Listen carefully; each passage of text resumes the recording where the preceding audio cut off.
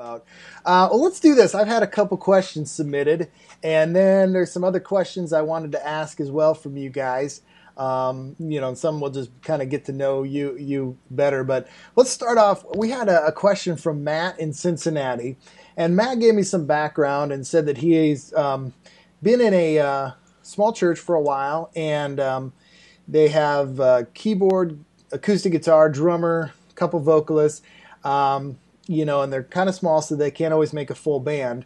And he was playing acoustic, but then they wanted him to play electric, so he switched to electric. And he found out, he writes in here that he found out the open chord strummy thing didn't work really well on the electric guitar, which I appreciate. That when electric guitarists find that out, that the open chord strummy thing doesn't work so well.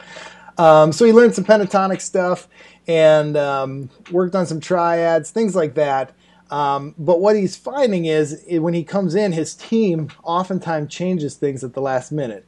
Different keys, even totally different songs. And when he was on acoustic, he could hang with it. But now then when he's on electric, he doesn't hang with it as well. And he mentioned when he was on acoustic, he could just throw a capo on usually. But so here's his question.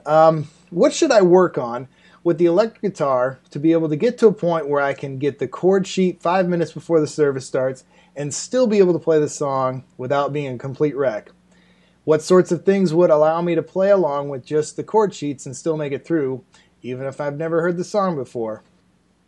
And I feel I can do that on the acoustic if I need to, but I'd like to get to that level on the electric. Any tips, tricks, techniques, ideas would be most welcome. So, Tom, why don't you go ahead and try to answer that? There's a lot in there. What would you tell Matt in Cincinnati? Sure. Matt, I tell you what, I appreciate your passion, because I can hear from your question that what you're looking to do is to be able to contribute the very best you can to your worship team. You want your worship team to sound as best as it possibly can, even if it means stretching yourself musically to play other instruments that are maybe not even your first choice or your most comfortable choice. And you're like 1,000 other church musicians all around the United States that are all maybe in small churches or in maybe new churches where they don't quite have all the puzzle pieces together yet to make the full sound that they'd love to hear, maybe to be able to duplicate what they hear on a worship CD or something like that. I wish I had some musicians like this fella Matt, because he is just really reaching out and saying, I want to do as much as I can to make sure that my contribution maximizes our worship team. And I think the questions that you're asking are basically, what can I do with this electric guitar and this small ensemble of people to be able to add to the music, even though the music could come at me with different keys. It could come at me without me being as familiar with what to do on the electric guitar. And the first thing you said was really smart. You said you don't play electric guitar like acoustic guitar. Man, you get a gold star for that. I wish more electric guitar players knew that. You don't just strum open string chords on electric guitar and it has the same impact as the acoustic guitar does. And I think the steps that you've already started heading are the exact right steps, because you begin to learn some triads where you just maybe arpeggiate 2 or 3 strings to add a new flavor to the sound of your worship band. A lot of the answer to the question will depend upon the style of music that you guys are playing in your church. And if the style of music is real electric guitar driven as a key component, then you might want to continue on this path that you're doing right now with the electric guitar. However, my first advice would be that if you don't have multiple guitars, you might best just stay on that acoustic guitar to give your best contribution to your small group team. With just a piano and drums with you, the acoustic guitar has a real ability to blend well with those instruments, and you can get a lot of different flavors and style out of the acoustic guitar just by maybe even playing technique, whether you finger pick the slow songs, whether you palm mute some of the driving songs. There may be some different techniques you can utilize on your acoustic guitar to add more flavors. And I think that's what you're basically wanting to do, is add more musical flavors to the sound of your team there. And you're right on the right track. If you do want to continue with the electric guitar, there's no shortcut. You're going to have to learn those triads in every key. I have a feeling you could probably do it in a couple of weeks. You just have to kind of push yourself, get you a chord sheet book or information off the internet from this website or other websites. But you're well on your way, and I applaud what you're doing, Matt.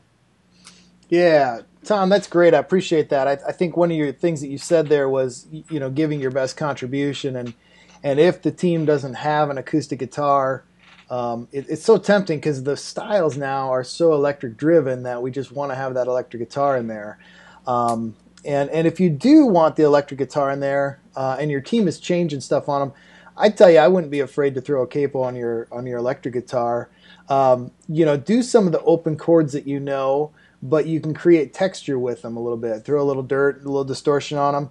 You want to watch out for the muddy low stuff and things like that. But there's some stuff that you can do with the electric that, especially when you don't have an acoustic, kind of a hybrid between the two.